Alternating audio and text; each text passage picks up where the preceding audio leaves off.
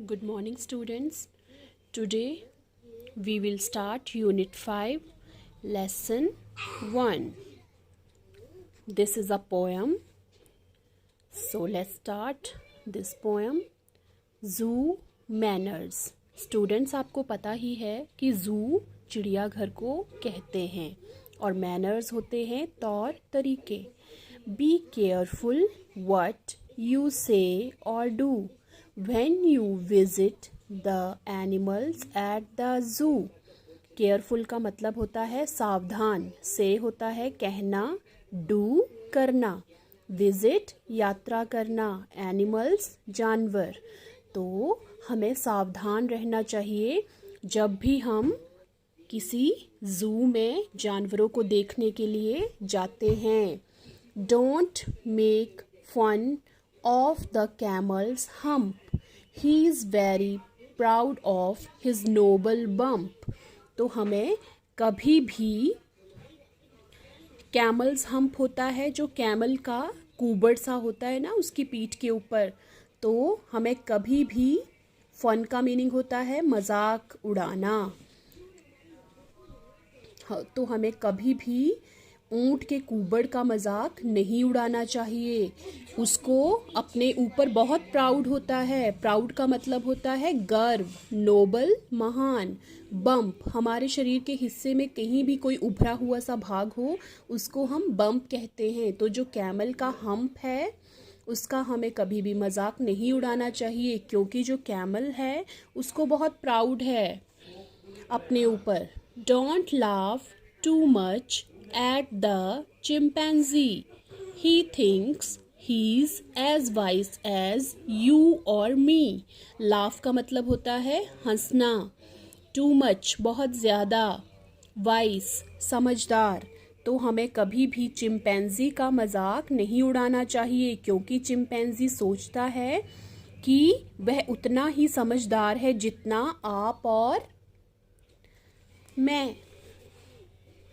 And the penguins strutting around the lake can understand remarks you make.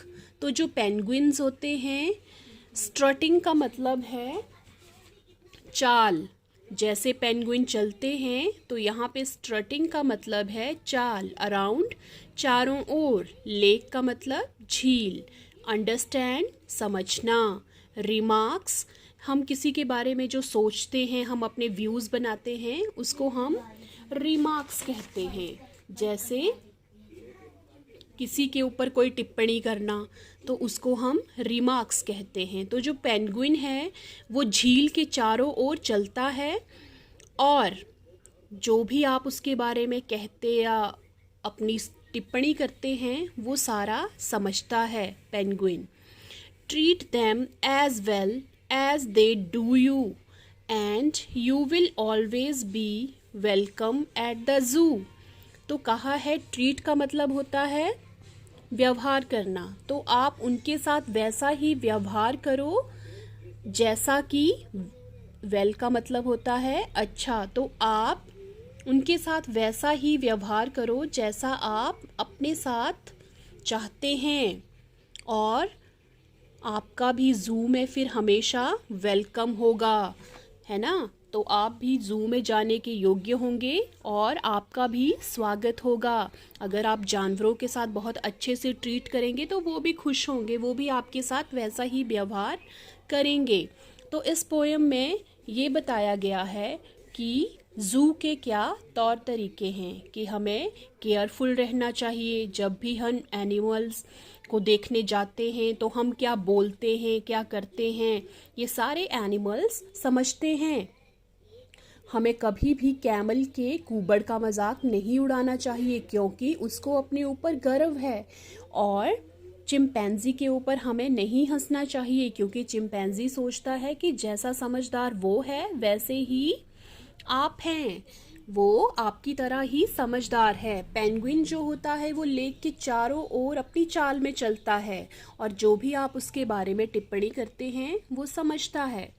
तो उन्हें भी उसी तरह ट्रीट करिए जैसे वो चाहते हैं, जैसे आप अपने साथ व्यवहार चाहते हैं वैसे ही एनिमल्स के साथ ट्रीट करिए, व्यवहार करिए, तो आपका हमेशा ज़ू में वेलकम होगा। Thank you.